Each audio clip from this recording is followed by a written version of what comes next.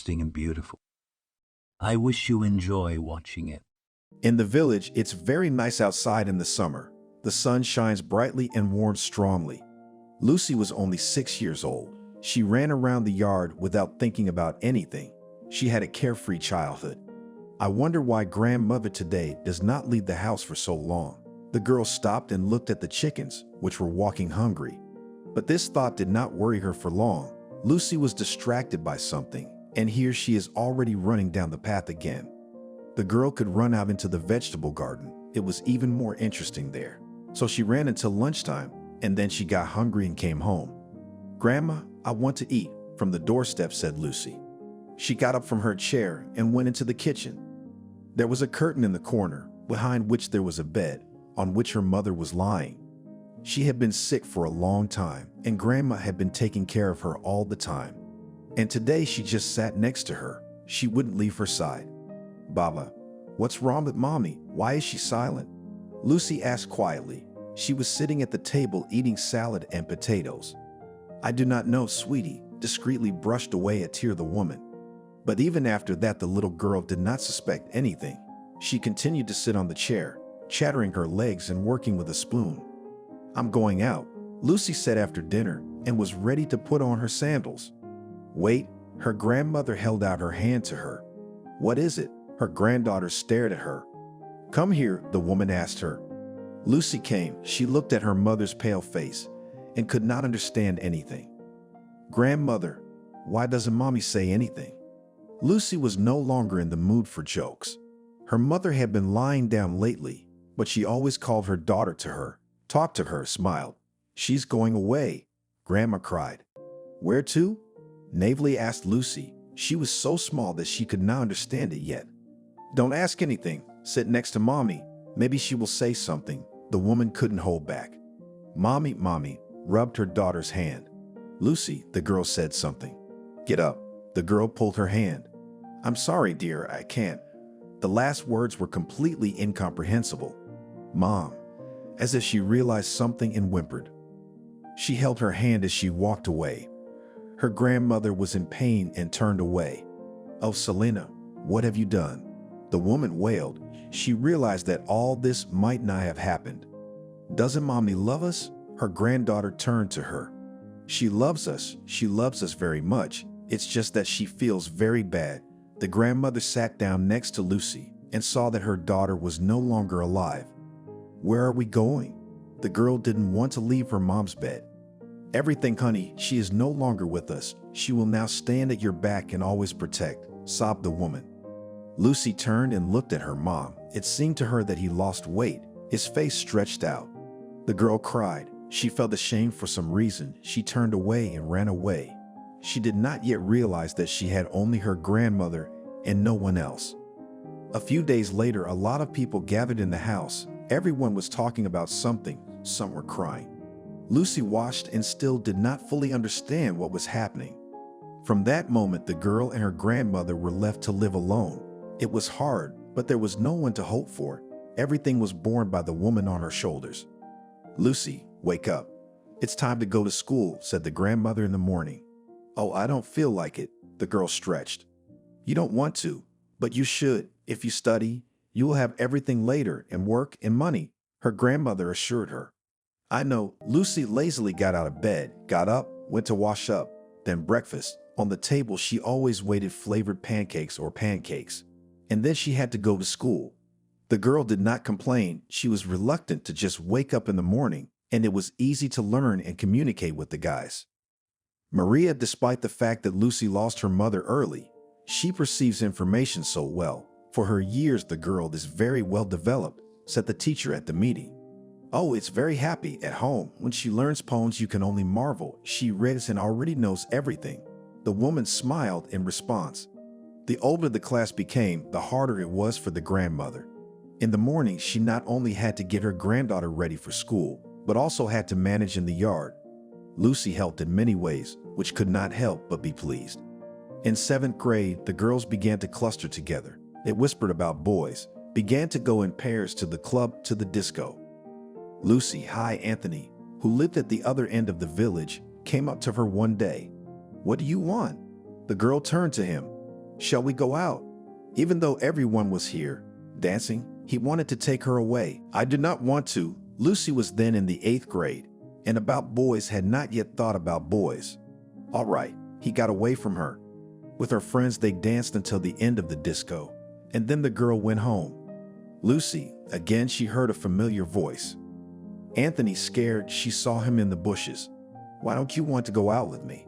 He asked her that question again. It happens, she was walking by. Nothing, I'll get you anyway. The boy clenched his fists. Lucy was flattered that many boys liked her and that Anthony was the first to start chasing her. She came home, went into her room, didn't turn on the light, looked out the window. The boy stood behind the bushes, smiled. What are you looking out there? Her grandmother looked in on her. Quiet. The girl put her finger to her lips. Silence, silence. Grandmother went back out. When Lucy came to her, she had already changed her clothes and sat down at the table. Anthony, she didn't look at the woman. Anthony what? She didn't understand. Walked home, only not in the open, but so, through the bushes, laughed the granddaughter. How? Grandma sat down after she put a plate of dinner in front of her granddaughter. Lucy looked at her grandmother with such a look that she realized that the girl did not want to talk about it anymore. How are things at school? Maria changed the subject. All is well. There are no 3s. 4's almost 2, chewed and said Lucy. You are my smart girl, approached her grandmother. At that moment she remembered her mother. Nothing, grandmother. Everything will be fine, said her granddaughter. Summer came. Lucy, as the best student, was sent to the southern camp. She was glad to be able to leave her village, to show herself, to see others. She and her grandmother packed her things, and she had to borrow some from her friends because she didn't have any. All right, behave yourself there, Maria admonished her as she put her on the bus. Bye. Lucy said nothing more. They were gone for a long 3 weeks. At first, when the girl got there, it felt strange and lonely. She didn't know anyone. She wanted to go home, back to her grandmother. But not even 2 days passed, as the girl got acquainted with almost everyone in her squad. Now it was the most wonderful vacation of her life. Call right. They hugged their girlfriends goodbye. I will, they promised each other. When the girl was back in her village, all she did was talk about what she saw, how she spent her time, where they were taken, and more. If your mother were alive, she would have taken you to the sea herself. The grandmother was sad again. Don't be sad. Her granddaughter hugged her for the umpteenth time. She was afraid for her grandmother because she had a bad heart. In 9th grade, Lucy finally gave Anthony a chance. He approached her at the dance, and she did not push him away. They danced and then went for a walk. Why were you so adamant about it then and now you're okay with it? The guy's been after her for 6 months. I don't know, she shrugged and smiled. From that moment on, to school, from school, to dances and all other places Anthony and Lucy went together, they were even teased as inseparable.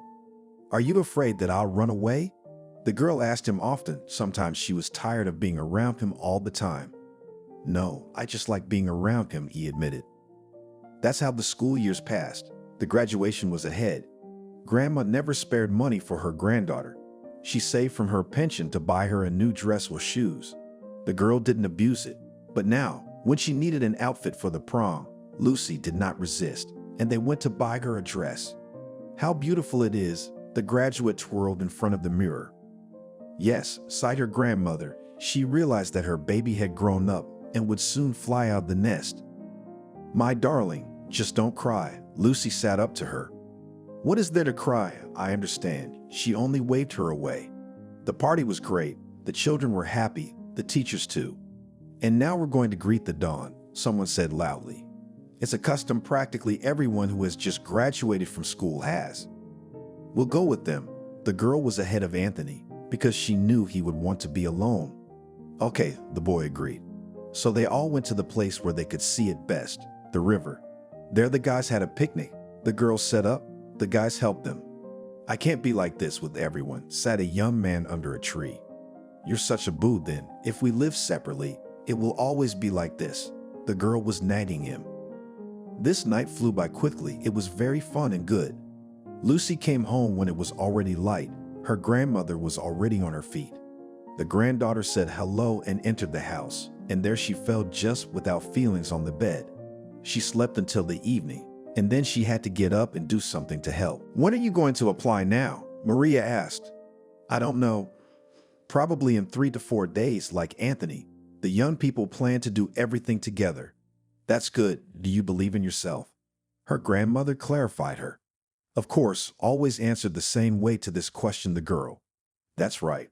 Remember that your mother is always with you, and so am I." The woman kissed her. Anthony was waiting for her at the bus stop. She came running. "Because of you, almost missed the bus," he said resentfully. "Well, we didn't," she replied optimistically and laughed. "Okay, let's go." At that moment, their transportation came. The young people got on and drove towards their dreams. Although Lucy and Anthony entered the same city, but in different institutes. The girl arrived, submitted documents. The exams were in a while. Anthony and Lucy decided that they would wait for them here. They offered dormitory accommodation for non-residents. "Well, are you ready?" the girl asked him. "Always ready," he answered her. They had a difference of a day. Lucy passed everything from the first time and was sure that she would be enrolled. Anthony, on the other hand, came back sad. What? She was waiting for him outside the institute. He didn't pass. He stood with his head down. "Don't get upset, it's not too late. Let's try somewhere else." She tugged his sleeve. "No, I'll wait." He pulled his arm out. "What?" She glared at him. Next year, he turned around and walked down the street. "What about me?" She stood there asking him that. "Why, we can live together. I'll work, you study," he said as he walked. Lucy could hear only fragments of phrases. "Where shall we live?" "In a dormitory." She couldn't understand him. She caught up with him. "Why?" "To rent an apartment." Anthony turned around. "What for?" "I'm not going to ask my grandmother." It was categorical. "Okay, what do you want me to do? You want me to leave?" He grinned. "Yeah, you'll come over on the weekends when I can." "I will." She offered a good option. "Oh." He took offense at her and walked with a quick step.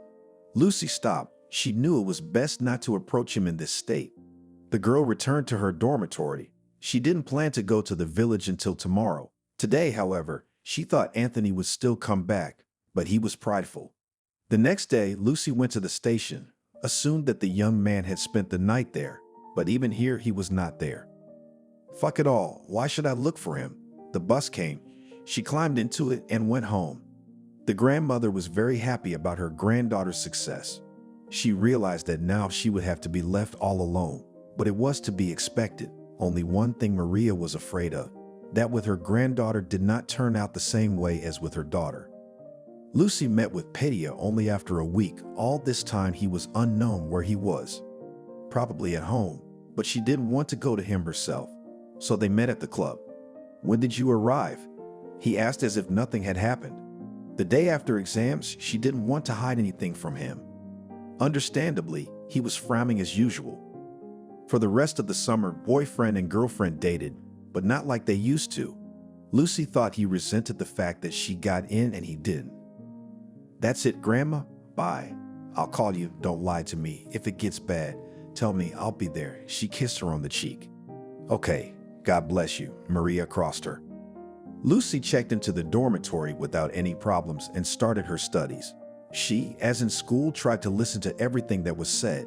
Her results were high, but close to winter, everything changed. "Lucy, Lucy," a neighbor shouted into the phone.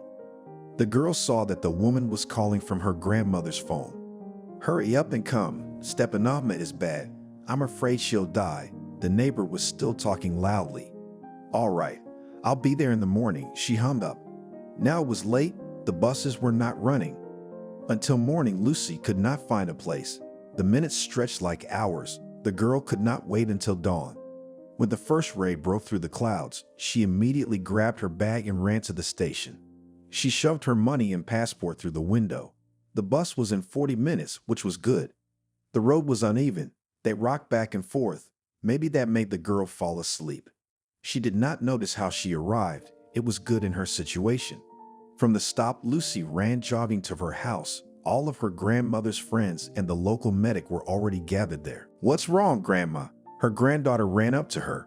"Lucy, she needs to go to the hospital." "To the city," wailed friends. "Can we do that?" She turned to the medic. If someone would drive her, she shrugged. Well, will she be able to make the trip? The girl asked persistently. Yes, she nodded her head confidently. Okay, now, Lucy jumped up and ran out of the house. She ran to one of her classmates. His father had a good car, quickly told everything. If you put gas in it, why not help the man, agreed Uncle Harry. Of course, she rushed back to her house. On the way, she met Pedia. Wait, he grabbed her hand. Anthony, darling, Grandma's not well. I have to run. She looked at him. Your grandmother will wait, he said rudely. And in that moment, Lucy realized he wasn't quite himself. She jerked her hand away. If the man didn't care about her family member's life, then what were they going to talk about? Back off, she ran on. Lucy always knew where her grandmother had money lying around, but she never went in there herself. There was a decent amount there, but when the car was paid for, and then for the ward, there were literally crumbs left of that amount. All night the girl spent in the corridor. She waited for what the doctors would tell her. Who are you, Maria? A man came out of the room.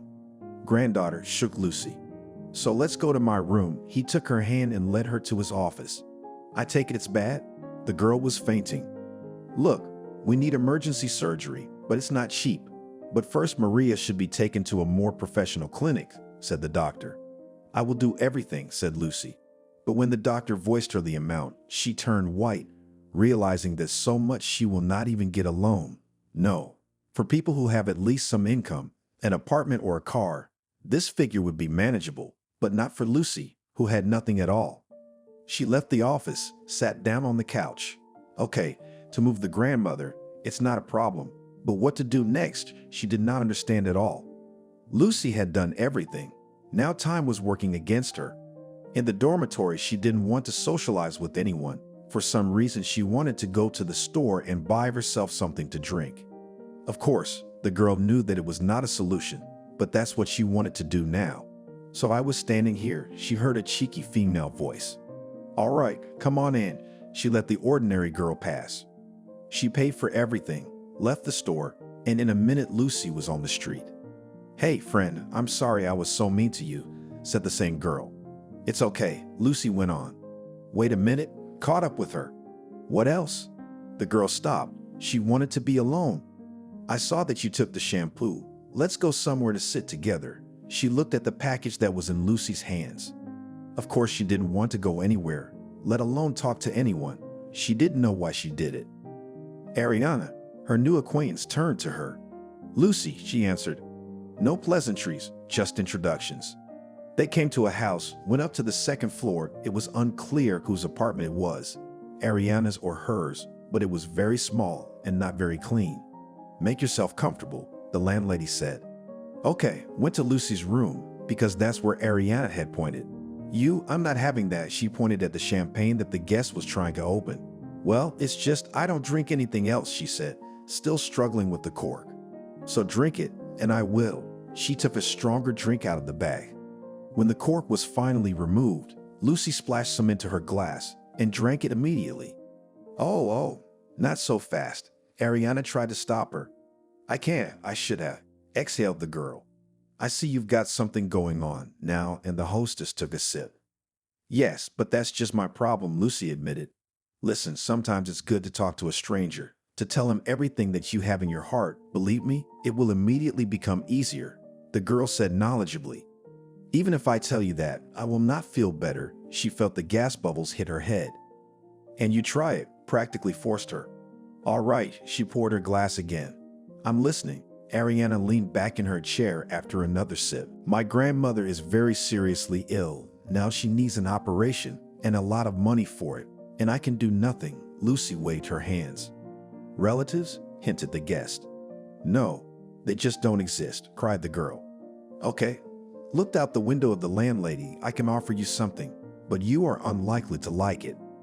Speak. Lucy went forward. She didn't care about everything now. She was ready for any adventure for the sake of her grandmother. There is a house on the outskirts of the city where men get pleasure. Ariana did not finish. No, Lucy waved her hands. And she said, to any adventure, laughed the landlady. But not like that, the guest grumbled and poured herself another glass.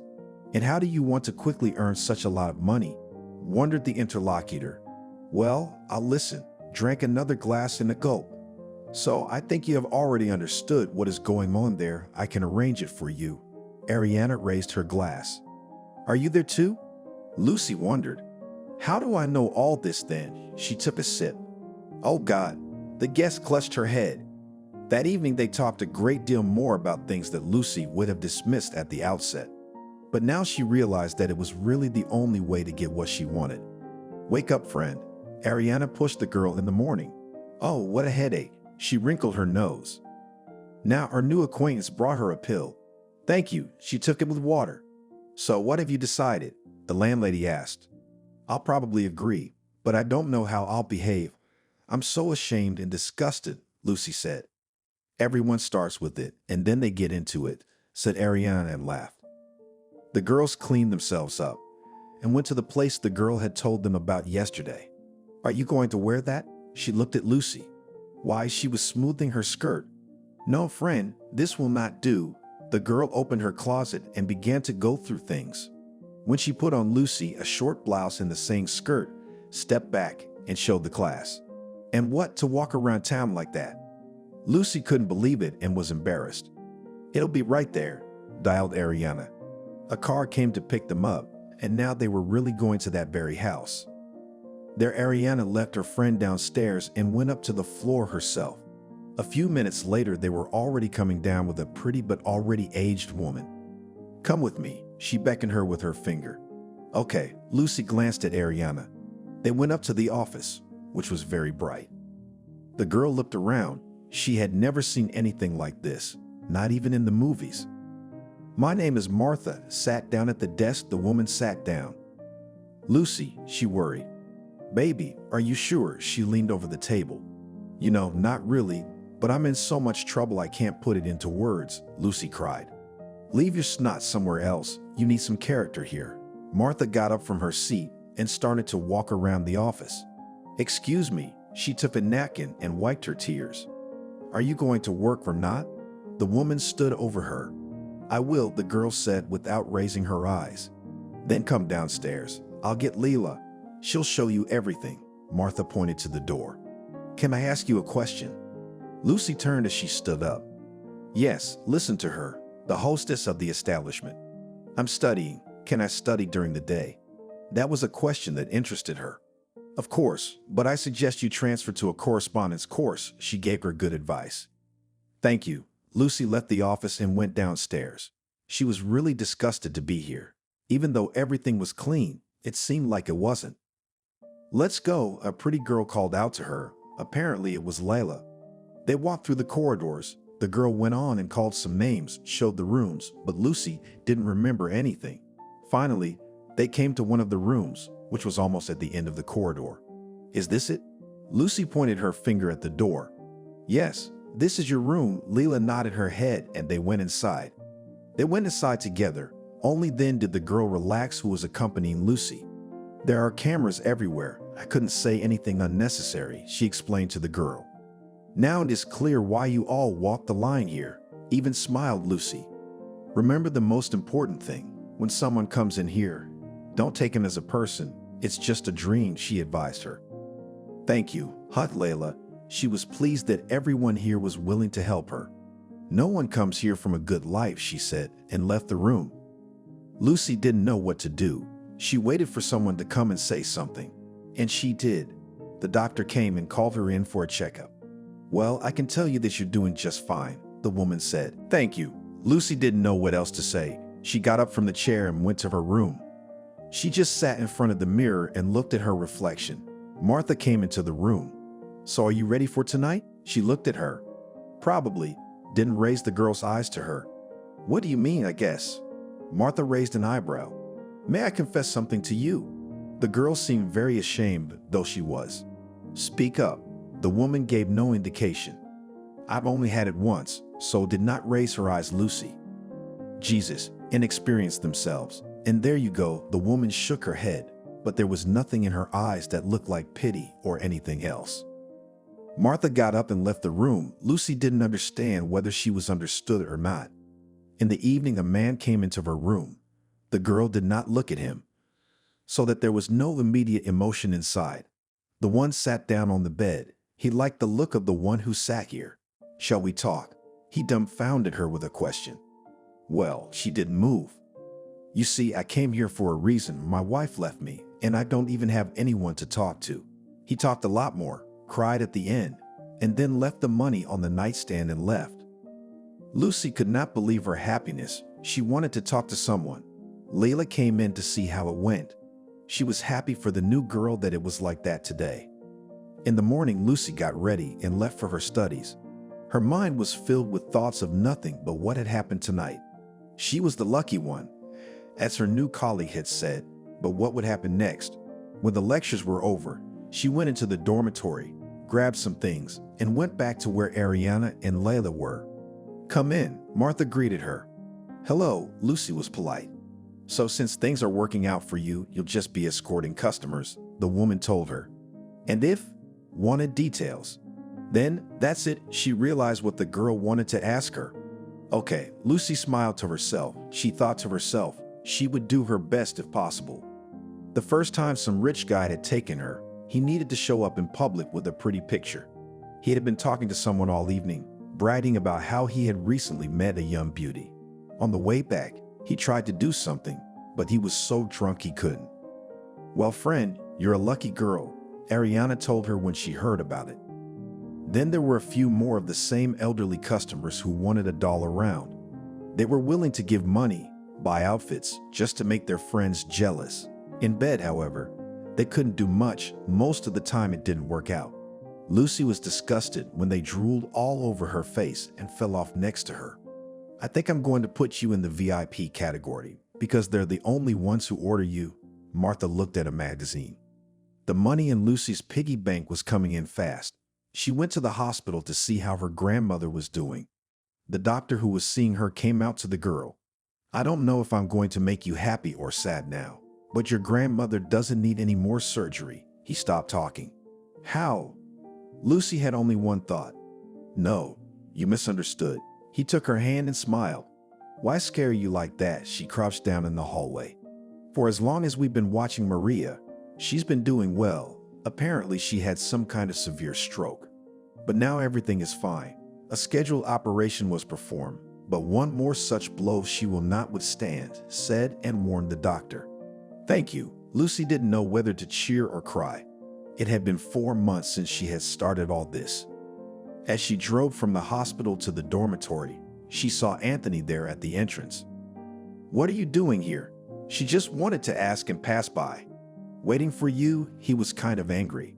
"I don't have time," she remembered. The last time they met. "Let's talk." He took her hand like he did then. "Anthony, Grandma's not well. She needs to go home soon. I don't want to talk anymore." Lucy looked him in the eye. "What happened to our relationship?"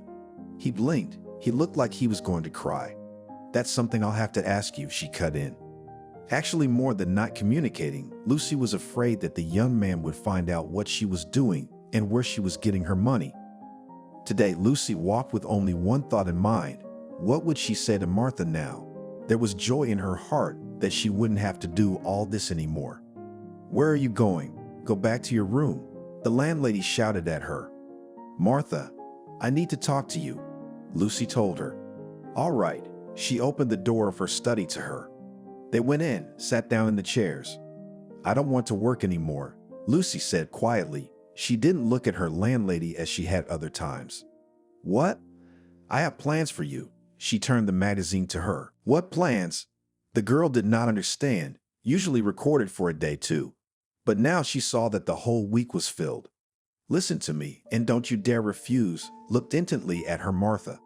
"All right," nodded Lucy. "I don't know how he found out about you, but he called yesterday and said he needed you for a week." She ran her pen over the entries in the journal. 7 days, that's a long time. Lucy was frightened. "It's okay, you'll be patient. Look how much he's paying. It's only through us. Imagine how much you'll get." She showed the amounts. "Okay, but this will be the last time." The girl stood up and left the office. She went to her room. She thought to herself, it's good that she was lucky with her looks. Everyone wants a doll, and here she is. At least this one would turn out to be old and infirm. With these thoughts, Lucy was getting ready, and lo and behold, she was summoned. She came out of the building. She was escorted to the car. She got into the salon and saw a rather handsome, but already in years a man. "Hello." The girl looked at him. If other girls taught to start making eyes at once, Lucy never did it. "Good evening." He kissed her hand. "How are you? Everything's fine?" She tried to be polite. "I'm Victor." He held her hand this way and that and looked into her eyes. Lucy, she was embarrassed and blushed when people looked at her like that. "Wonderful name." He moved closer to her. They drove for quite some time, stopping at a large gate, waiting for it to be opened. Victor was silent almost the whole way. He put his hand on the girl's leg and just stroked. After that, they were escorted to a large house. That's where the reception was. The man was introducing his date to everyone who was there. The men were licking their eyes, the women were jealous, and Victor was cheering. They stayed there for about 2 hours. Afterward, they packed up to go home. Lucy thought she was about to be brought back, but it turned out they were going to Victor's house. "I have to go to school in the morning," she said modestly. "No," Victor said sharply. "I have an arrangement with Marta." She looked at him. "I have an arrangement with her too." He rubbed his finger on her finger, showing that he was paying the money. The girl was silent. She thought that if now, in her house, he started to molest her, there was nothing she could do. Lucy bit her lip and waited for what would happen next. When they entered the house, Victor offered the girl wine, though she didn't like him, but agreed. She wanted to dull her feelings. The man sat closer to her. As in the car, he put his hand on her leg. "Tell me, why did you start doing this?" He started talking to her. She didn't know if it was okay to be frank with him. "Go on, trust me, the information won't get any further than this house." He leaned over and kissed her shoulder. "My grandmother is very ill," the girl cried. "I was surprised when you said about studying. Usually those who came to this profession and did not get in, and in order to stay, start doing different things." It was clear that the man was in the mood to talk. "If it hadn't been for Grandma, I would never have done such a thing." And now, she sobbed and fell silent again. "What?" Victor turned to her. "Grandmother went on the mend. I don't need money anymore. And here you are." She couldn't finish. "Okay, don't make it up. Everyone needs money," he laughed. The man was already pretty drunk. "Yeah," she drank her glass in one gulp. "Okay," he piled on top of her. Everything inside Lucy shuddered. "Don't," she started to push him away. "I don't get it." He tore at the blouse on her chest, buttons flying off to the sides. "Please," Lucy was already sobbing. Victor kissed her on the lips, on the neck, on the shoulders, and then collapsed. The girl waited a few more minutes, realized that he fell asleep, pushed him away from her. She found a shower, took it, climbed with her feet on the chair, curled up in a lump, and fell asleep there. "Get up." She heard a sharp shout, opened her eyes. She was scared again. "Can I go away? I'll tell Martha. She'll give you everything back." Lucy was ready to cry again. "That's it. I don't want to hear it." He went into the kitchen. "Maybe I should cook something for you." She wanted to gain this man's trust. "Okay, you cook here and do what you're supposed to do for breakfast. I'm going to take a shower. I'll be right back." He left. Lucy stood in the middle of the kitchen. She started to get the groceries out and cook. The girl made coffee, fried cheesecakes, put everything on the table. At this moment, the man returned. He sat down at the table. He began to eat breakfast. "What are you standing there? Join us." He shook his head at the seat across from him. "Thank you." She sat down. "Speak," he said in a tone as if he was ordering her. "You see, I don't want to do this anymore. Can I leave?" she begged. "Look, I have a proposition for you." His tone softened a little. "I'm listening." She drank her coffee in small sips. "I don't know if you realized yesterday or not, but for months now I've been having trouble with women." Lucy could see how embarrassed he was. "What's that got to do with me?" She was glad of that fact of herself. "I'm offering you this whole week, which I pay for, to stay with me. Yes, when I drink, I can get lusty, but trust me, it won't do you any harm." He didn't look at her. "I have to attend lectures." She started her song again. "It won't be a big deal if you miss a week." His commanding tone came out again. "Okay, still, I need clothes." She realized she was now sitting in a blouse with no buttons. "Don't worry about that. Everything will be there," Victor promised. 6 days and I'm out of your hair." Lucy was now looking at the man for what he said to really be true. Yes, I have an important meeting at the end of the week. You need to be on top of things. He said those words and walked out of the table. Am I staying here? The girl was confused. I'll be there soon. He changed his clothes and left the house. Lucy decided to call Ariane and tell her everything. Come on, friend. This is the dream of all of us. You're in a big house. No one touches you. And they promised to buy you some clothes, she said with admiration. Yes, she realized that girls think a little differently than she did. Now the girl understood that all girls who come to the big city in a dream to meet a rich husband. And that, so she married him. Goes to receptions and meetings together, just as a pretty picture and bragging to her friends. And then you sit in such a big house like everything is there. But in reality, there is nothing. The girl even cried. Victor arrived in the evening. He brought some packages, gave them to Lucy, and went to another room. Should I make dinner? She asked him after him.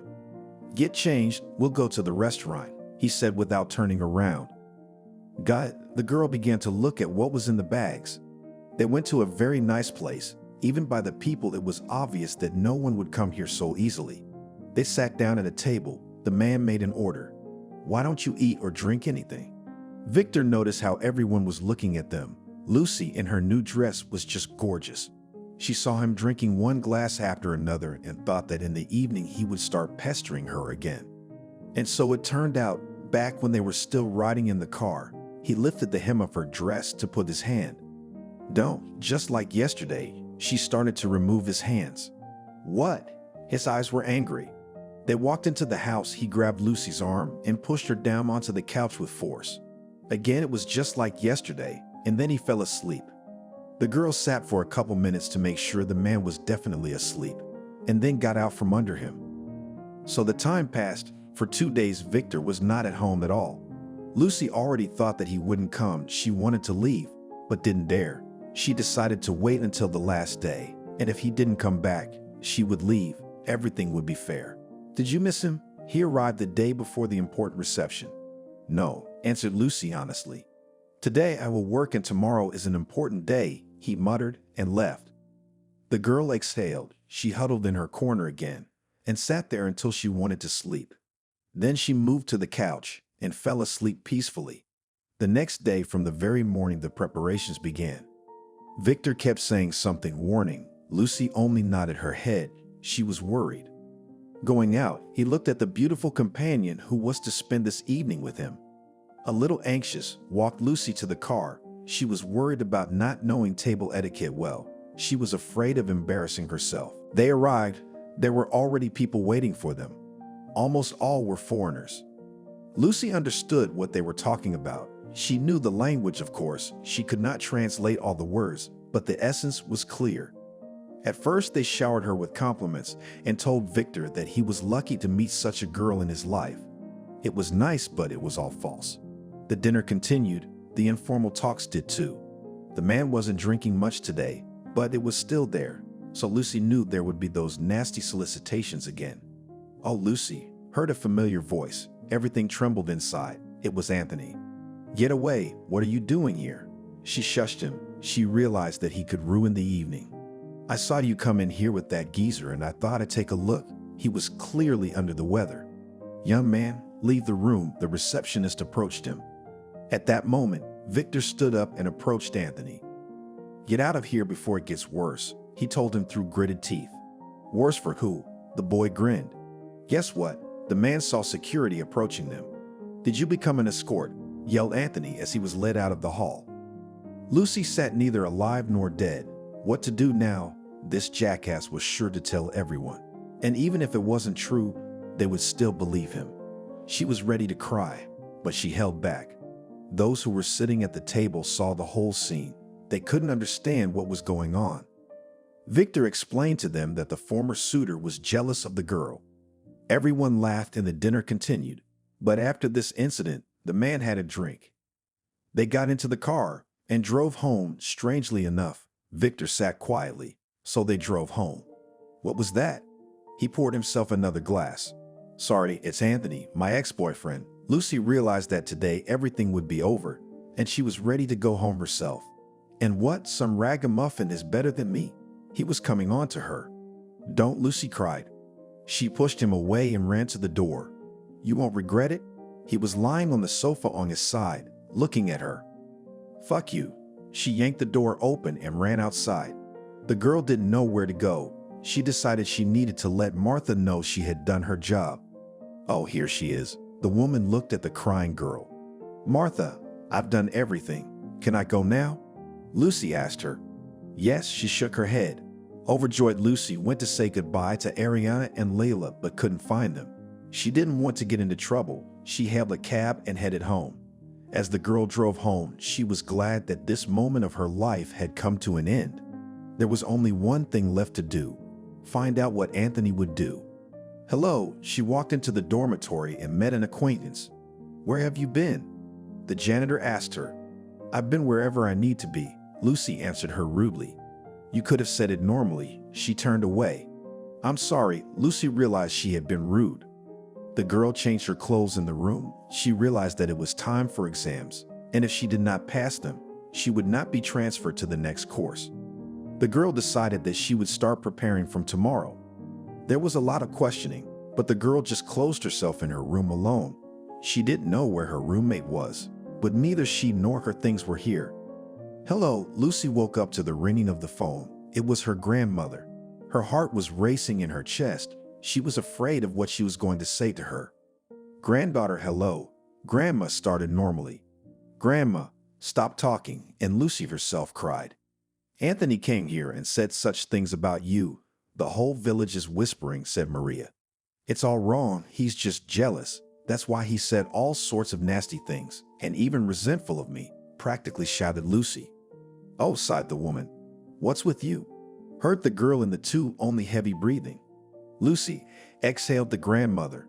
"I'll be there soon." She hung up the phone, quickly threw everything in her bag, and rushed to the station. The girl dialed the number of her neighbor, told her to call a medic, and hurried to arrive. There was nothing to do before the exams. Now the main thing was to save her grandmother. Lucy realized that after her illness, it could only get worse. "Grandmother." She ran into the house. The woman was lying on the bed. "She's fine. Her blood pressure is just a little high. I already gave her medicine," said the woman who was a medic. "Good." Lucy sat down on the edge of the bed. "Is it true what Anthony said about you working?" the neighbor wanted to ask, but Lucy didn't let her finish. Enough, she gave her a look that made the women go straight for the exit. "So it's true," she heard the girl whisper from the doorway. Lucy realized that if she stayed in the village, neither she nor her grandmother would be given any peace by the people who had heard the news, and they were not fed with bread. Let them muss it up. She had to leave, but now she did not understand where to go. "Grandma, don't worry, I'll stay with you," Lucy said. She knew she could think of something. From then on, she just shoved herself away. She took care of her grandmother, stayed home, did all the chores, even went out to the store rarely. "Oh, look, when. And where are your suitors?" laughed the neighbors. Lucy did not react to their outburst. She knew everything about herself and did not think that she was doing something very bad. "Is there no one to go out to restaurants with?" Her classmates greeted her at the gate. Martha was texting her that she was in great demand, and if she didn't mind, she could come back. But Lucy didn't want to answer her. She had done enough of what she had done before. On one of the days the girl sat at home, her grandmother felt better. She began to get up, walked around the house, and only shook her head. "How could you?" She did not condemn, but did not believe that her granddaughter, who studied and did everything right, became like this. "Grandmother, why do you believe them? I did not do anything like that."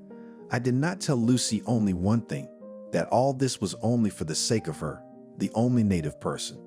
And how not to believe you came, you dropped out of school. You did not deny anything. She sighed heavily, and Lucy thought that now something would happen again. There was a knock on the window. The girl looked out. It was Anthony. She decided, to make things worse, to go out to him. She folded her arms across her chest. "To you?" He was sober today. "Here I am, listening to you carefully." I didn't even want to talk to him. "Marry me," said, and stood waiting for an answer. "And what, you think I will now throw myself on your neck?" She laughed at his stupidity. "Yes, who will need you after all this? And I love you." he told the girl. Believe me, if no one, it's better to be alone than with someone like you. She turned around to leave. Watch me, he threatened her again. What have I done to you that you're so angry with me? She turned around and glared at him. What do you think you did? He smirked. What, I got in and you didn't? I'm doing well and you're not. Lucy started to step on him. What are you doing? He was backing away. Nothing, envy, a bad feeling. Why did you spread untruths all over the village? Tears stood in his eyes, but the girl held on. Did you have a bad feeling about me? You were attracted to rich people. He snapped at her. Get out of here, so I never see you again. He wanted to spit in the face of this insolent man. The girl returned home, shaking all over. In the morning, when she went to the store, she found that on the gate were written various obscene words.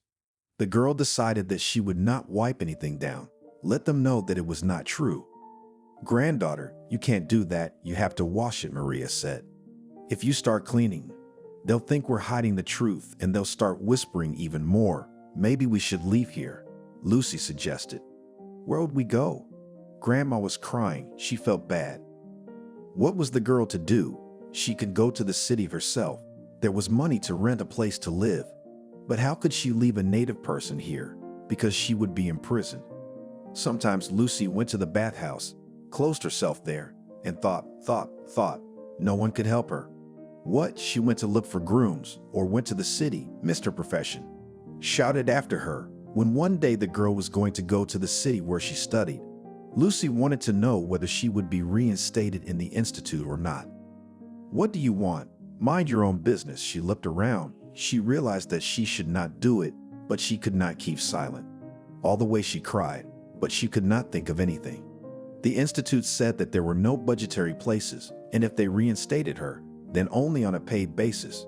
This did not please. There were things left in the dormitory. Lucy wanted to take them away. She did so and dialed Ariana's number, and today she answered. Where have you been, friend? The girl was glad to hear her call. Are you free tonight? She asked her. Sure, come over. Ariana invited her. And again they sat in a small room, drinking and talking. Listen, why pay attention to all this, especially since you really did almost nothing wrong? The girl said in a high-pitched voice. I can't. I'm ashamed in front of my grandmother, Lucy cried. Oh, and tell her that everything is all right, and you did it only for her sake. These were the words I didn't want to say. The girl sat for a while longer, went to bed. In the morning, Ariana had to leave. She told Lucy that she could stay with her, but she did not agree. Where are you going? She turned to Lucy in surprise. Today, I will rent a hotel for a couple of days. I need to think. And then back to my grandmother, the girl admitted. That's what she did. The room was nice, cozy, and comfortable. Lucy took a shower. When she came out of it, she saw that she had a message. It was Anthony again. He wrote different nasty things. He also attached pictures, which he made in such a way that it was obvious they were not real. Lucy threw the phone down and cried. Why all this? I am a disgrace to the family. Why live? She stood in front of the mirror and shouted to herself. Then she took a pair of scissors and stabbed herself in the wrist. It hurt. And then Lucy fiercely began to stab at that spot until she lost consciousness. The hotel staff first heard screaming from her room, and then there was the sound of something falling. One of the staff rushed to the door, opened it with his key, and saw the girl on the floor. An ambulance was immediately called. The paramedics took Lucy to the hospital. What happened to you? The medic talked to her after the girl regained consciousness. Nothing. She looked away. Okay, he left the room. And then the staff came in, wanting to know if she had done it herself or if someone had. Lucy looked at them and smiled. Last came the psychiatrists, who were also curious about everything. She had been checked in while it was too early to go to the hospital. The girl spent a few days in the ward, soon to be discharged. Anthony continued to write. It was unclear what he wanted to do. Lucy lay on the bed and looked at the ceiling. She did not understand what to do now, and who could help her. Victor, it dawned on her, he could prove that she was just accompanying him, and they had nothing. But how to call him, since they had broken up on such a bad note? She picked up her phone, scrolled through her contacts, reached the letter B, stopped. Lucy stared at the contact for a few minutes and finally pressed the call button. He didn't answer for a long time. The girl already wanted to press reset. "Hello," she heard when she had already removed the phone from her ear. "Victor, hello, it's Lucy. I need your help," she said. "If it has to do with the doctors, I have nothing to do with it." He answered her strangely. No, wait. She wanted to tell him that they needed to meet so he could come to the hospital, but at that moment she felt funny. After all, the man had just said something about doctors. Well, what else? He was waiting.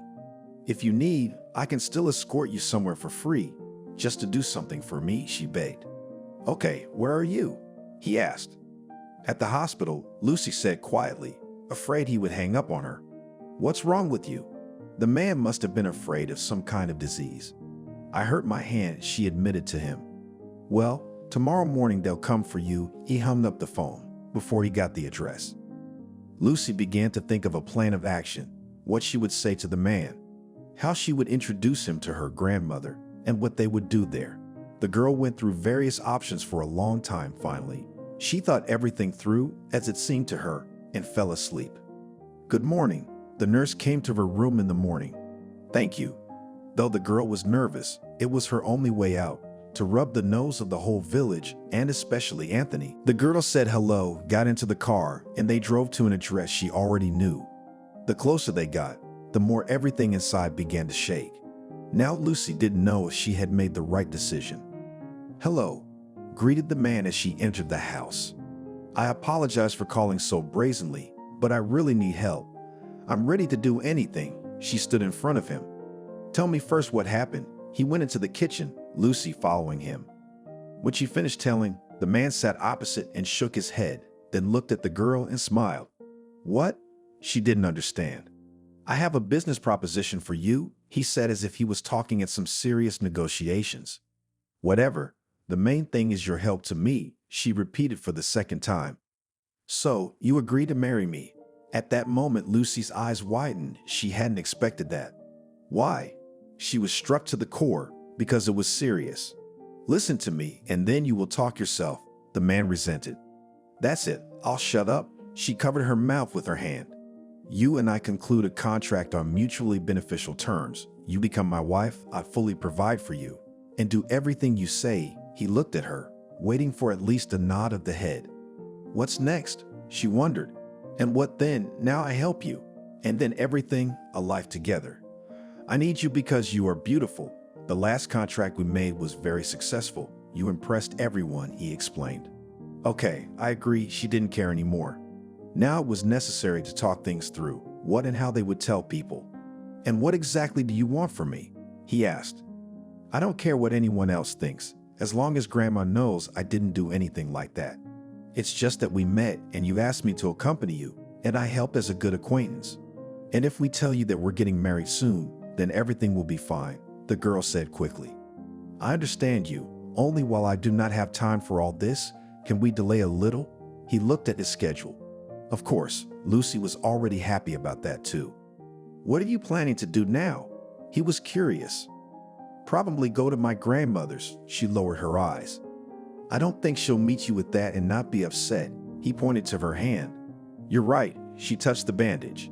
"You can stay here. I promise I won't touch it." He set the empty coffee cup on the table and headed for the exit. "Should I make something?" she said when the man was already in the doorway. "Do whatever you want." Victor left. Lucy didn't know whether to be happy about what had just happened or laugh. On the one hand, Victor would do whatever she told him to do, but on the other hand, she'd have to become his wife, which wasn't very happy. At first, she wanted to call Ariana and tell all this, but then she changed her mind. She knows less, sleeps better. That was the girl's conclusion. "So what do we have here?" She opened the refrigerator. Like last time, there was a lot of things.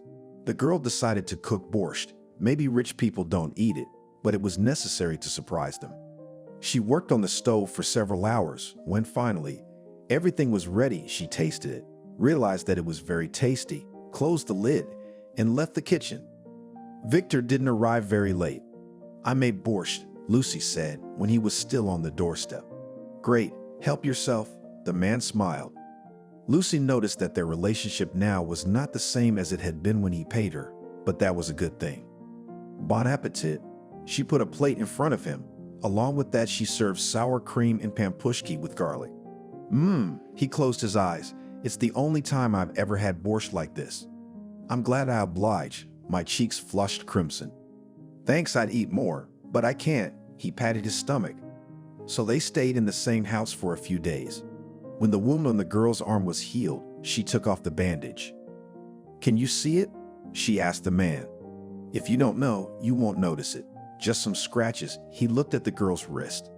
Okay, then I'll go now. I need to warn my grandmother, and then you come. She wrote him where. Agreed. Victor said he would be in the village in about a week. On the familiar route, she went to the place where she was definitely waited for. When she approached the house, she met well-wishers again, who began to say nasty things in her wake. Soon you will know how wrong you were, she turned to them. Yes, your rich clients will come, they hissed back. They would. Lucy walked with her head held high. She walked to the gate, on which bad words were again inscribed, pressed her lips together, and entered the wicket. Grandma was in the house. She was lying on the bed again. Hi, Grandma, are you not feeling well? Saw the granddaughter this and ran up to her. Oh, everyone talks and talks, sighed Maria. Do not pay attention to it. The girl went to the kitchen to bring water to her grandmother. How can I ignore it if that's all they talk about? She cried. Can you get up? The girl asked her something else. Of course I can. She started to get up. Good, we'll soon have guests. Lucy smiled. Who is it? Maria was surprised. My fiancé. Her granddaughter didn't brag, but it looked like it. Wow, shook her grandmother's head. After that, they started to cook something while talking a lot.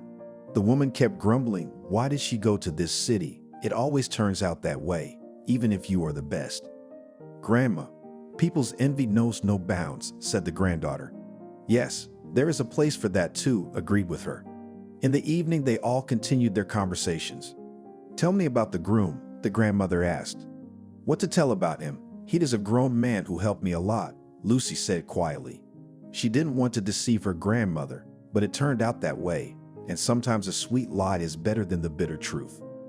Everything is clear that nothing is clear, grandmother as if hesitated in the words of her granddaughter.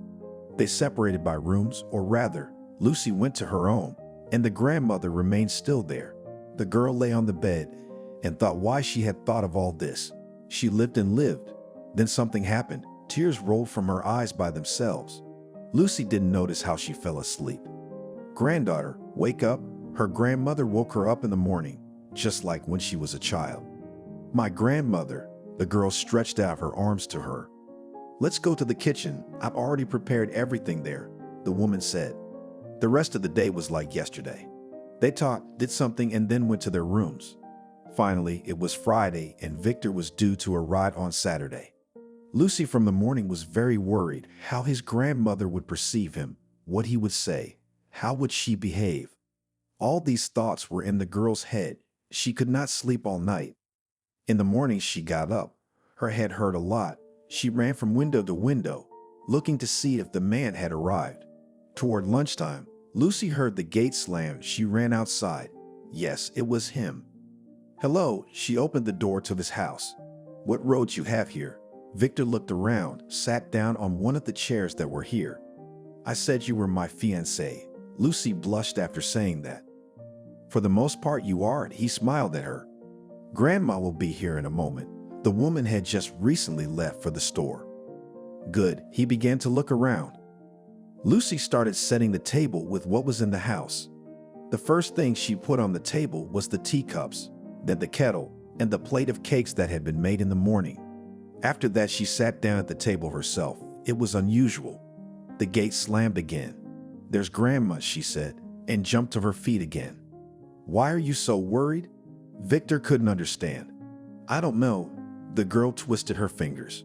Sit down, now we'll tell everything, and it will be fine, he asked her. Grandma, the woman entered the house at that moment. Oh, the guests are already here and good luck to you. The woman saw that the man is much older than her granddaughter. She did not like it very much. My name is Victor. I have come specially to tell you that your granddaughter is not guilty of anything. He began at once without any backstory. I'm Maria. She began to look at the man's face. Something in it seemed familiar to her. So, Lucy and I met in the city. I liked her immediately. Young, active, I decided to ask her for a favor, which your neighbor took not quite as it should be. The man said and said, "Victor, you say." Began to breathe heavily. Grandmother. She wanted to get up, but could not do it. "Grandma, what's wrong with you?" Lucy ran up to her. Now Victor got up to help. They put the woman on the bed. The girl dialed the medic. She lived close by, so she came quickly. The woman stared at the man before examining Maria. "Hurry," Lucy hurried her. "We need to get to the hospital right away." The woman only glanced at her grandmother. "Can we go in your car?" The girl looked at the guest. "Of course," hurried Victor. They helped Maria down from the porch. Half-Line placed her in the car. Lucy sat and stroked her grandmother. "Be patient, sweetheart." She stroked her hair. She tried to say something, but it was all mumbling. "What's wrong with her?" A man looked over to them. "I don't know. Let's hurry," Lucy said. "Let's go as fast as we can, see what gullies there are." He pointed out the window. She was surprised, went into the room, put everything in, and came out. "Hello," said the man. Finally, they arrived in the city. In a few minutes, they were at the hospital. Victor helped in everything. It was pleasant to the girl. "I guess I'll stay here for now," she looked at him. "Okay, but remember that I have fulfilled my part of the agreement. Now it's your turn." He turned around and walked down the hall. "I remember everything," Lucy said quietly as he walked away. And why did she do all this? Once again realized that the girl was wrong. Well, they said about her and would say, why all this concert made it worse. She sat there and blamed herself. The doctor said that she could go home. If there was anything new, she would definitely be called and informed. "Okay, thank you." She didn't want to leave. She called him as they had agreed, and again the car was at the hospital. "What's wrong with Grandma?" he asked her when she entered the house. "I don't know. They told me to go home. As soon as there is a change, I will be informed." She sat down on a chair and cried. "You don't need that here." He handed her a napkin. "I'm sorry, I felt really bad inside. I wanted to scream and cry." "Shall I pour you a drink?" Victor asked. Lucy wanted to agree to this proposal, but she stopped herself because she thought he would start pestering. "Don't worry, I won't pester." He realized what she was thinking. "Okay, a little is okay." She nodded then. The man splashed some champagne into her glass, not champagne at all, handed it to her, and made her drink it. "You'll see, it'll get easier," he told her when Lucy started to refuse. "All right," she clucked and took a sip. Victor looked at her and waited for her to feel better. "Thanks," she said in response. He smiled, went to the kitchen, and brought her some lemon. "Brr." Lucy ate it and cringed. "So I'd helped you. Now it's time to fulfill the demands on your part," the man told her. "I'd already agreed. What else do you want from me?" She didn't understand. "You will live in this house. Now there will be active preparations for the wedding. This event will also be to my advantage. I will invite all the partners there, so that they will see that I am not some kind of a swindler, but a normal, serious person." He made a smart look. "I got it." Lucy sat back in her chair. The strong alcohol had taken its toll on her, and she had fallen asleep. The master noticed it, came up to her, wanted to take her in his arms, but she refused, and he simply escorted her to the bedroom. Now Lucy was no longer huddled in that chair and on that sofa where she had been the first time, but slept on a regular bed. In the morning, when she woke up, it took her a long time to realize where she was. But when Victor looked into the room, she remembered everything. Tears immediately sprang to her eyes. "I need to go to my grandmother today," she told him. "The car is at your disposal. You can go anywhere you want," he told her. "Can I ask you something?" He wanted to get out, but she stopped him with her words. "Yes, of course." He looked at her. "You won't hit on me before the wedding, will you?" She was ashamed to ask this question, but it had to be voiced. "Okay, whatever you say." He smirked and left the room. After that, the girl washed her face. She went to the kitchen and made breakfast. Since Victor was already gone, she had to sit at the table alone and eat breakfast. Then she changed her clothes, went outside, told the driver where to go, and they went to the hospital. "Doctor, tell me, how is my grandmother?" She saw a man. "I told you, if there's any change, I'll call you. As long as her condition is critical, I can't tell you anything." Even if we start the operation now, she may not survive, he told her. Thank you. She sat down on the couch, feeling just awful. Lucy came home, and to keep herself busy, she started cooking. She cooked so much it made her laugh. Victor returned in the evening. He looked at the set table, where there were a lot of dishes. Then he looked at Lucy. Are we expecting someone? He asked her. No, the hospital told me today that my grandmother wasn't getting better, so I decided to distract myself. She told him the truth. Just transferring groceries, he looked at the table again. Sorry, she didn't have any more words. Okay, don't give me any apologies here. We have a very important meeting in a week's time, so you need to be at your best, he told her. I got it. She went to her room after dinner. The words all armed meant that Lucy had to be well dressed, looking fresh, with a nice hairdo and everything else that went into it. All week the girl sat at home. She did not go out anywhere, waiting for the call from the hospital. She realized that just to go, it would already be ridiculous. Are you ready? Victor came into her room just as they agreed. Can't you see? A gorgeous girl in a beautiful dress stood in front of him. You're very beautiful, he told her. Thank you, she was embarrassed.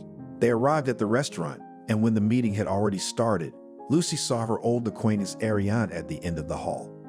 For some reason, she was so excited about this meeting that she couldn't help but approach her. Victor, can I step aside for a few seconds? She said to him.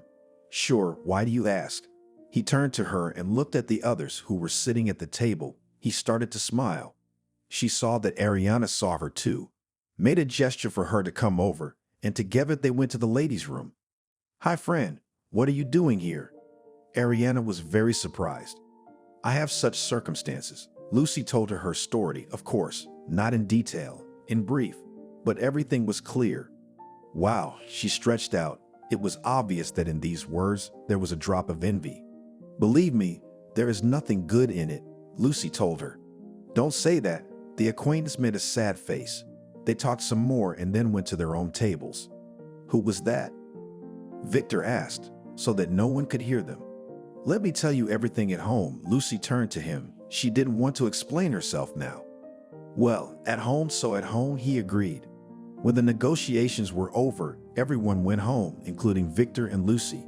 Strangely enough, Victor kept his promise. He hadn't consumed anything the whole evening, and now they arrived home quietly, nothing like it had been before. As they sat in the kitchen and discussed tonight, the man reminded the girl that she had promised to tell him about the person she had met at the restaurant.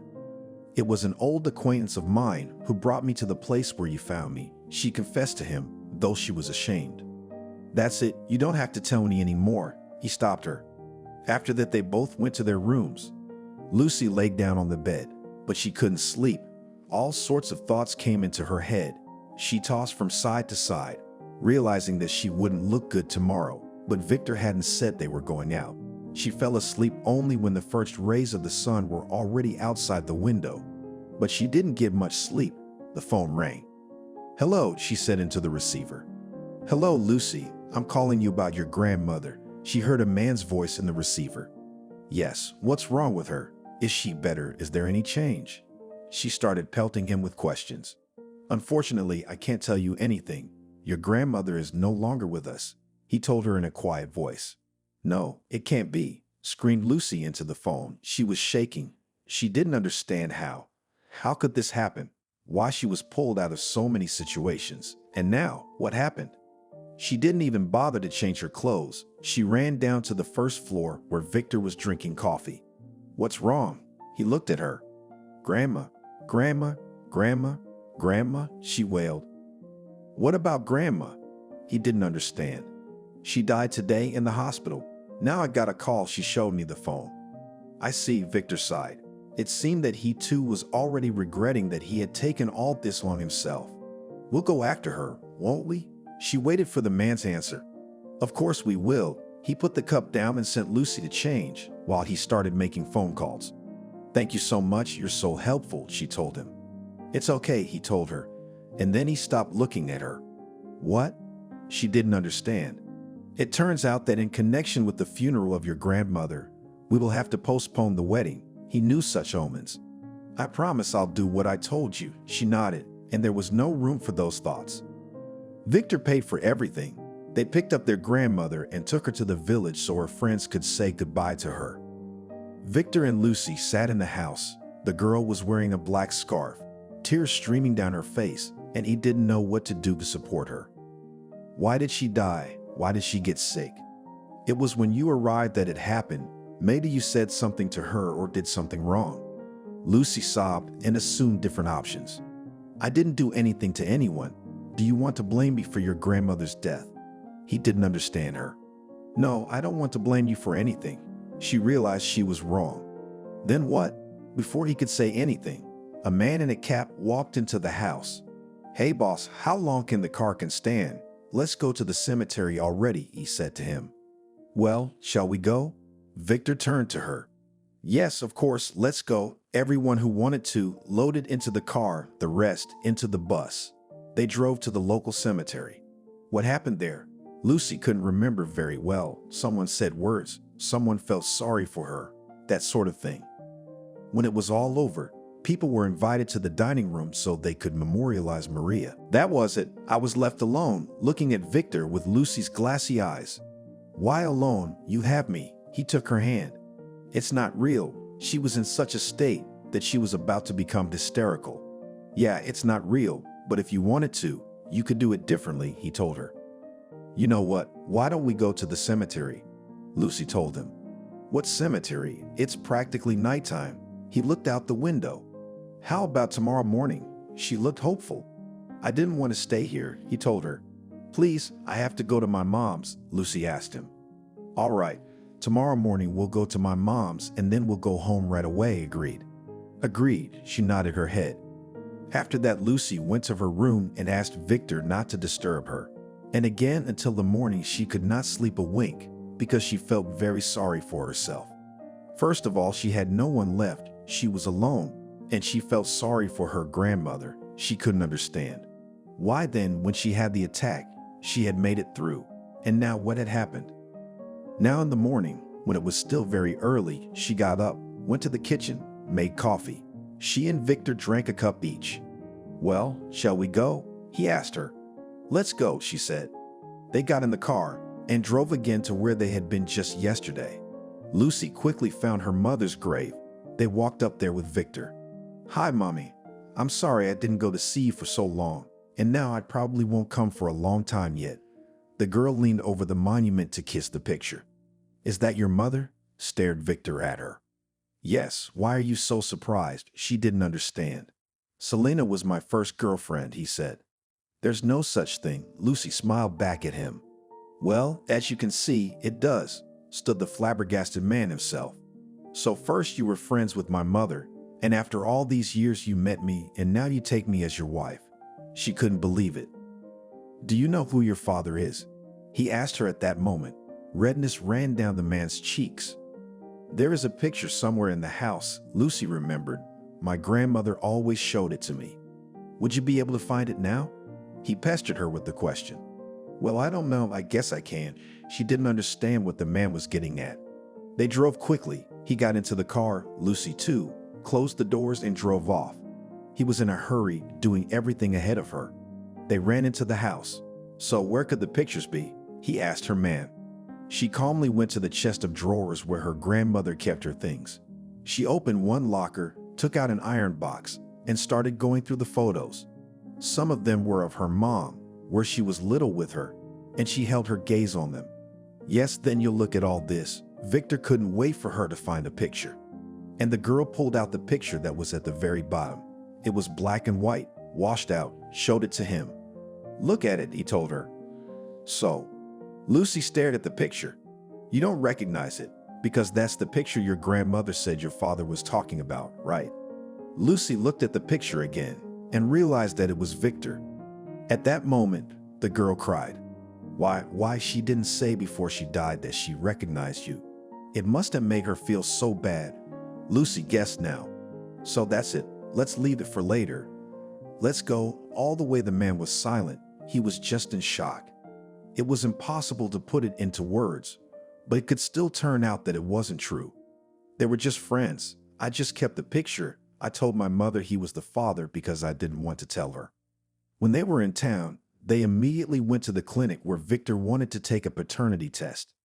Everything was ready. They drove back home. God, I don't even know how to address you now. Why I was such a fool. He grabbed his head and spoke without stopping.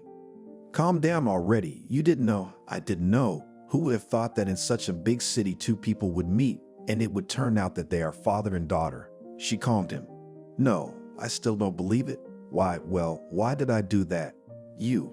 He remembered kissing her. Be thankful that we haven't had anything yet. Now Lucy felt like a queen in this situation, that she didn't let anything happen to her. Yes, even what we had was already enough. Victor couldn't come to his senses. They arrived home. He immediately took out a bottle. Lucy looked at him with frightened eyes. He drank 2 shots in a row because the situation was not in his head. All this time, Lucy and Victor lived together. They didn't discuss much because Victor insisted on waiting for the result. If the result was positive, he would lay the world at his daughter's feet. If it was negative, they would decide what to do next. Now they were 2 independent people who simply lived in the same house.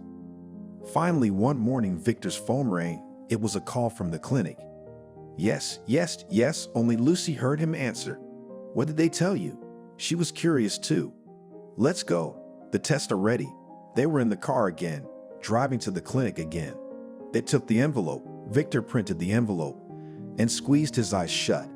When he opened his eyes and saw the result, he rolled up that piece of paper, put it back in the envelope, turned around in the back seat. Hello, daughter, he said to her. Was it really true? Lucy still couldn't believe it. As you can see, he handed her the papers. How do you live with yourself? All my life, I was told my father was dead or something, and I believed it. My grandmother showed me this picture a couple times, said you were my father. But when I asked her for it, she never gave it to me again. And now, she stopped talking, tears streaming down her cheeks. Daughter, you said you were alone, but you're not alone, you have me. I'll tell you more, you still have a grandmother, and you also have an aunt, Victor told her. Still, I don't believe it. She turned away to the window, crying and crying. When they arrived home, Victor went to his office and invited Lucy there. Why did you call me here? She asked. I want to tell you our story. I'm sorry, daughter. It's all my fault, the man told her. What's your fault? She didn't want to hear what he was going to tell her. Do you realize how stony I feel right now?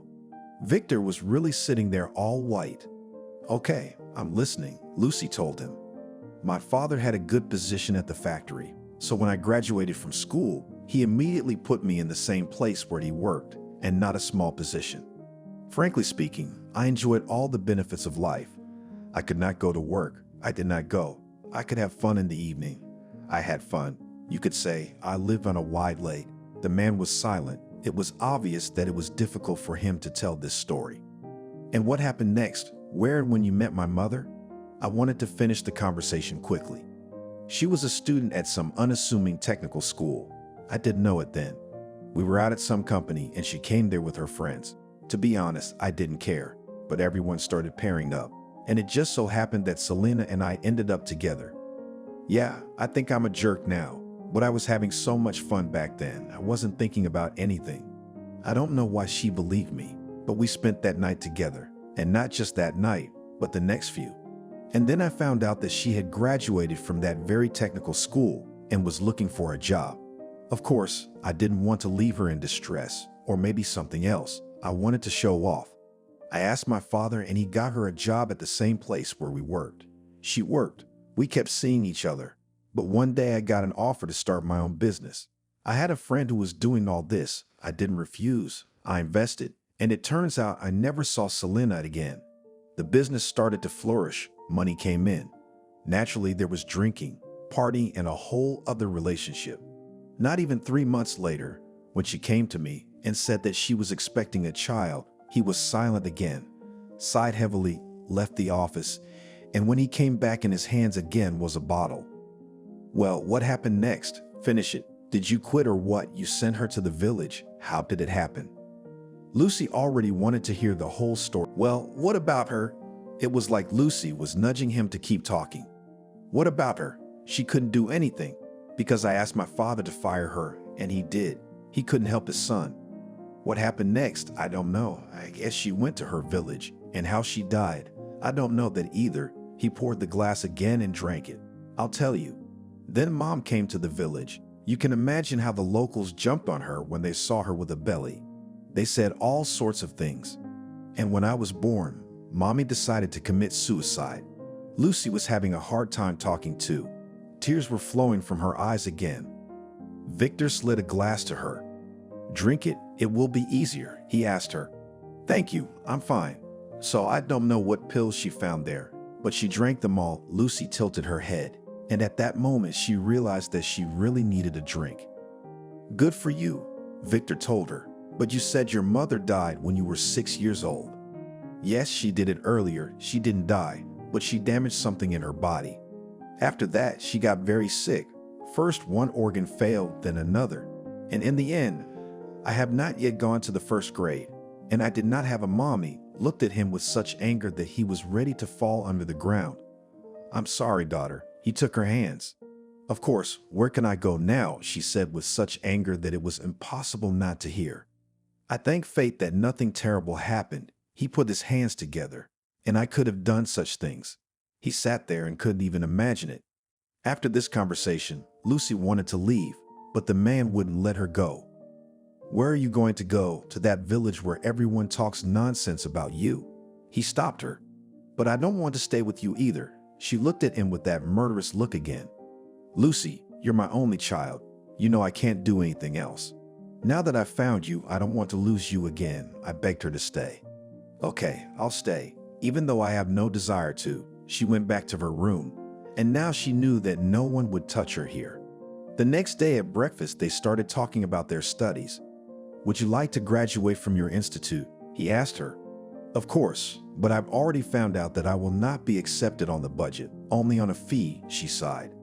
And what problems? You'll study on a fee. He was ready now for everything for the sake of his daughter. Thank you. If you do it, I will be very grateful, she thanked him. So about the study, agreed. Let's go on. He made some notes in his diary. What's next? She didn't understand. We have decided on the housing. You will live with me, study at the institute, and now I want to ask you about all my property, which will soon be yours. Looked questioningly, man. What are you saying? Why soon? She didn't understand. With my way of life, it is not a fact that I will last long. For some reason, he was sure of it. Okay, I agree to everything, but let's talk about the will later, said the girl. Okay, agreed. Now get ready. We'll go to your grandmother, he called her. Lucy, all this was unusual and interesting to meet a man who was her relative, but she had never seen him. So the girl quickly packed. They drove. The woman lived not so far away. And when her son arrived at her place with a young girl, the latter immediately made an unpleasant face. Mom, don't make such a face, Victor told her. Why? Should I meet you again with another underage girl? Without embarrassing anyone, the woman said. You won't believe it. It's your granddaughter, he told her. What are you talking about? What granddaughter? You've never even had a wife. You've only got little girls on your mind. And if any of them had given birth, the granddaughter would not be exactly as old as she is now. The woman did not believe him. We'll come in and tell you everything, he told her. All right, come in, but if it is not true, you get up and get out. It was obvious that the woman did not believe her son for a long time. They went to the kitchen. Lucy was mostly silent. Only Victor spoke. Of course, you don't know this girl, but my father, if he were alive, would prove to you that we were seeing Selena. I asked him to do something for me back then. So just recently, we met Lucy, and when her grandmother died, I realized that her mother Selena was the girl. He put the envelope with the DNA test on the table. The mother took it in her hands, read the whole thing, looked over at Lucy, and made big eyes. I'm sorry, baby, she said, and went over and hugged her. It's okay, I still can't accept it myself, Lucy told her. Why are we just sitting here? I've made pies since morning. The woman began to put various treats on the table. Don't have any, Lucy stopped her. How could I not? Of course you should. How could I not treat my granddaughter, whom I saw for the first time? The woman could not keep silent. Why don't we call Kathy? Victor suggested. Sure, now we'll call her. The woman took the phone and dialed her daughter's number. After a short conversation, she turned to everyone smiling. She had the same reaction as me, the mother said. Not an hour later, another woman arrived. She was looking at Lucy. I couldn't believe it until they told her the same story and showed her all the forensics. After that, she cried. "You've been a dummy since you were a kid," she said to her brother. "But now everything will be different. Believe me," he answered the women. All sat down at the table, began to talk, asking Lucy how things were, what and what. In the evening, when she and Victor were driving home, she turned to him. Lucy had wanted to tell him about it for a long time, but she hadn't dared to. "Please don't tell anyone where we met, okay?" "I'm ashamed," she asked him. Those memories were the hardest. When she thought about it, she not only blushed, everything inside clenched. "You what if I tell any of my relatives where we met, then not only you, but also I will be ashamed." They drove home in silence. There, as usual, each went to his own room. In the morning, the doorbell rang. Lucy did not hurry to open it because she realized that no one could come here to her. She just stepped out of her room to look. "I'll get it," her father told her and went to the door. He would never have done that before, but now he realized that he had to do it so his daughter wouldn't feel slighted. Anthony stood on the threshold. Victor recognized him because he remembered his face at the restaurant. "Can I see Lucy?" he asked him, standing with a cocky grin himself, waiting. "You got the nerve to come to my house to meet her, didn't you?" the man asked him, anger boiling up inside him. "Why can't I see my girlfriend?" the guy asked cheekily. "Listen, get out of here," Victor asked him nicely. "And what will happen then?" He cackled and spit on the ground. "You'll see if you don't get out of here right now," the man threatened him. He was ready to grab him by the scruff of the neck and carry him to the gate himself. At that moment, Lucy was coming down the steps and saw the young man. At first, she was surprised at the insolence of the guy, but then she smiled because she thought of something. "Daddy, wait, don't send him away," she shouted, because she wanted everyone to hear. "What did you say?" Both Victor, who was surprised to be called that for the first time, and Anthony, who was surprised that it could be his father. Yes, that's my father, surprised?" she asked him. Lucy did it on purpose to make him realize that he was wrong to insult her and tell various tales in the village. Of course, in fact, it was unknown why Anthony came, but when he realized that it was Lucy's father and not her suitor, he immediately changed his anger into mercy. The boy smiled and called the girl out for a walk. "What? After all that you did for me, I have to go out with you, and then you go to the village again and start spreading rumors about me?" She looked at him with dislike. "Lucy," he said to her, "he who remembers the past will be the one who gets the eye," he said. "And not only that, but all out," she told him and closed the door. "What, when he found out that your father is a rich Pinocchio, he decided to impose himself as a groom?" suggested Victor. "I don't know, maybe." Lucy answered him and laughed. The very next day, she went to the institute and applied. She was reinstated. Because she studied well, she was allowed to retake the exams of the first year, and she successfully went straight to the second. Her father rejoiced at his daughter's success. She finally had a good life. "Thank you, Mom, for giving birth to me with Victor.